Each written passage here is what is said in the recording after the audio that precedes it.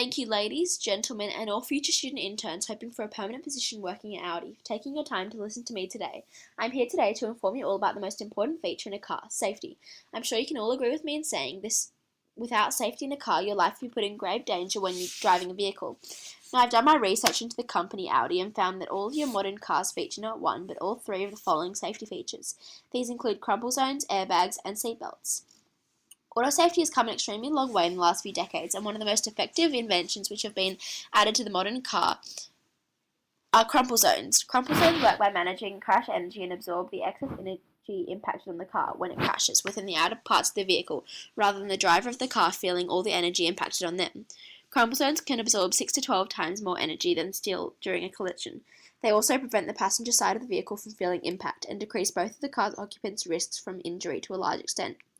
Airbags have saved thousands of lives since their introduction in the early 1980s. If you have a collision with something such as a building, an airbag will inflate in less than a tenth of a second to protect you from the forces of a head-on collision. There are three parts to an airbag. First, there is the bag itself, which is made up of a thin nylon fabric. Then there is the sensor, which detects a collision force equal to running into a brick wall at 10 to 15 miles per hour.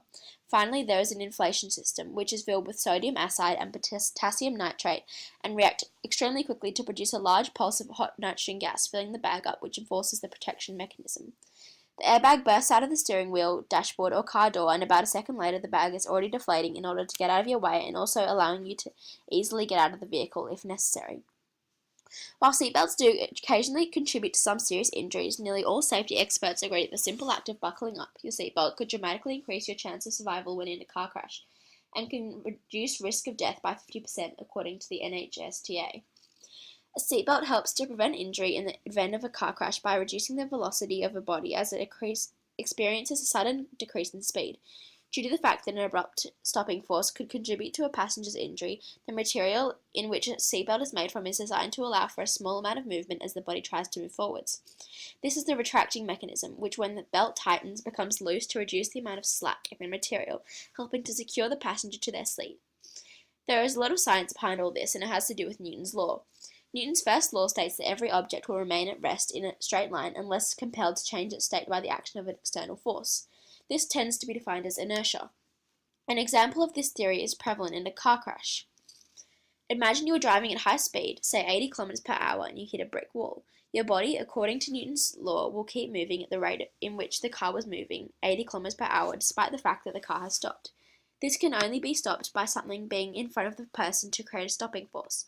Safety features featured in a car slow or even stop the car's occupant's movement when involved in a car crash.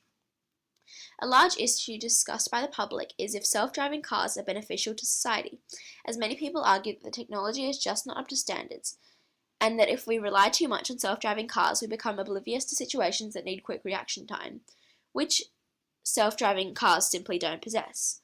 Approximately 32,675 people died in car crashes in 2014. Over 90% of the crashes were due to drink driving, distracted drivers, and fatigue. As a majority of these accidents are caused by human error, self-driving cars could potentially reduce the rate of automobile-related deaths, as they have the upper hand in the aim to save lives in stopping to avoid accidents.